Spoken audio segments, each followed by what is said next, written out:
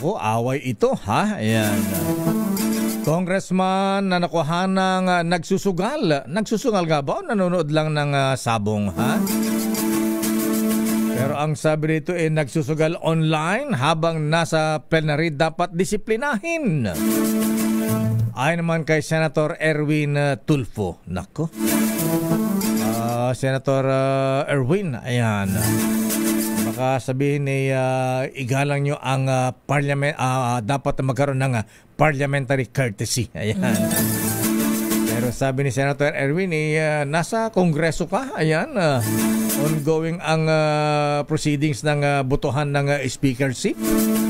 Nagsusugal sa online sabong. Baka lang naman nanonood Senator Erwin. Baka naman di tumaya si Congressman. Pero alamin natin. RX number 28. Raymond at Paas, please come in. Raymond. Mayor, hinimok ni Senator Erwin Tulfo ang pamunuan ng Kamara de Representantes sa pagitan ng kanilang Committee on Ethics na imbestigan at patawan ng karampatang parusa ang kongresista na nakuha ng nag-online sabong o tumatalpak sa mismong plenary.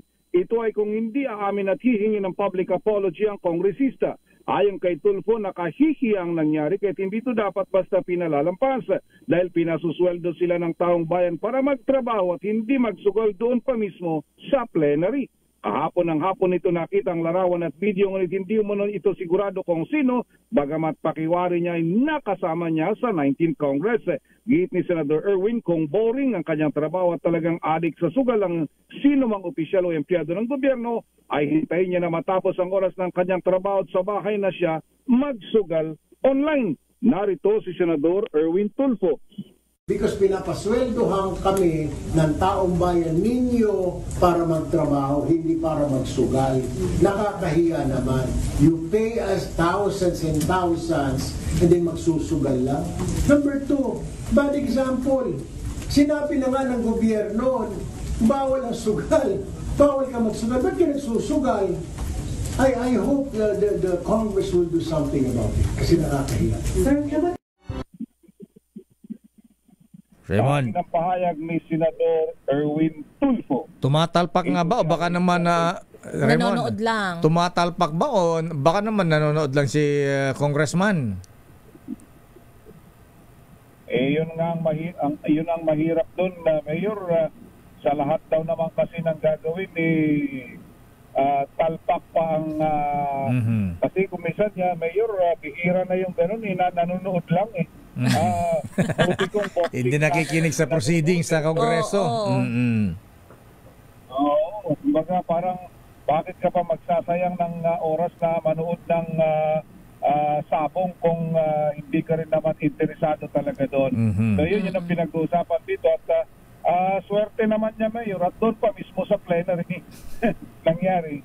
At nakuhanan sa haba ng mga lente ng mga photographer ngayon, Mayor, mahirap na. Ay, oo.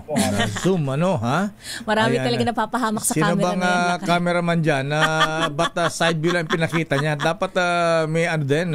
Yung mali na yung mukha. Para, ibang angle. Para hindi na nagtuturaan kung sino. Ayan. Medyo yung kasing pwesto, Mayor, hindi talaga po pwedeng makuhanan ng face-to-face unless na humarap. Kasi nasa likod ka naman talaga sila nakaharap doon sa plenary ng speaker. Kaya hindi mo makukuhanan ng paharap. Mayor, itong sino man yung kongresistang yun. Mainam na rin daw at isabong lang pinapanood at hindi Viva Max. Sa plenaryo.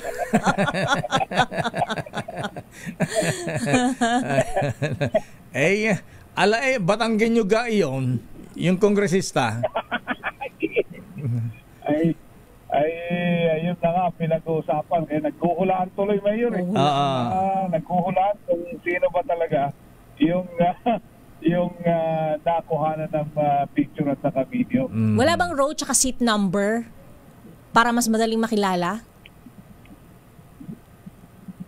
Kilala nila yun na Bistea, kilala actually, pero siyempre, ano lang pa. Ayaw bangitin. Ayaw? Ayaw lang pangalanan.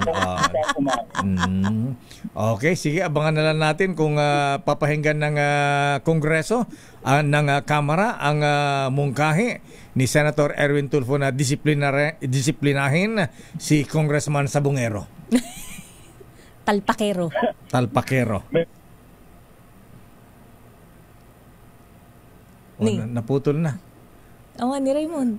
Ba't mo pinutol? Ba't mo tinalpak?